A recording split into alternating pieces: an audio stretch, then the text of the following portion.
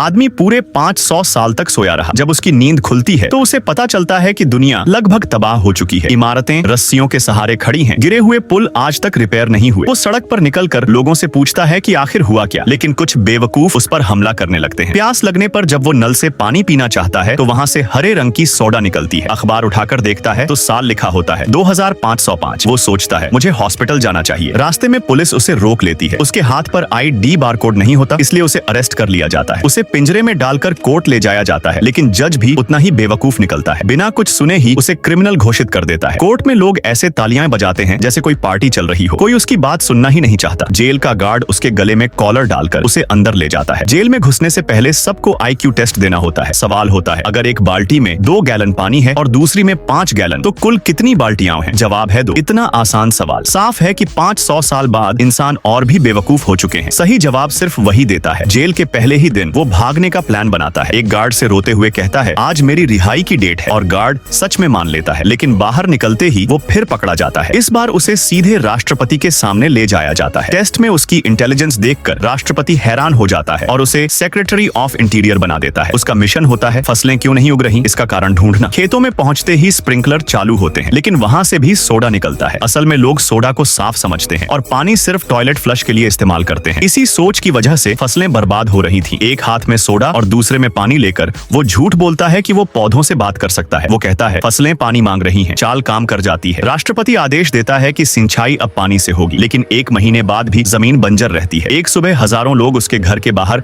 इकट्ठा हो जाते हैं। पानी से सिंचाई के सुझाव के बाद सोडा की बिक्री गिर गई थी, फैक्ट्रियां बंद हो गई और लोग बेरोजगार हो गए। सब उसी को दोष देने लगते हैं। सजा के तौर पर राष्ट्रपति उसे एक एरिना में भेजता है, जहां उसे हथियारों से 2 विशाल कारों से लड़ना होता है। तभी स्क्रीन पर फसलें उगने की फुटेज दिखाई जाती है। पूरा स्टेडियम सन्न रह जाता है। राष्ट्रपति उसे माफ कर देता है और आखिरकार उसे देश का नया राष्ट्रपति नियुक्त कर दिया जाता है।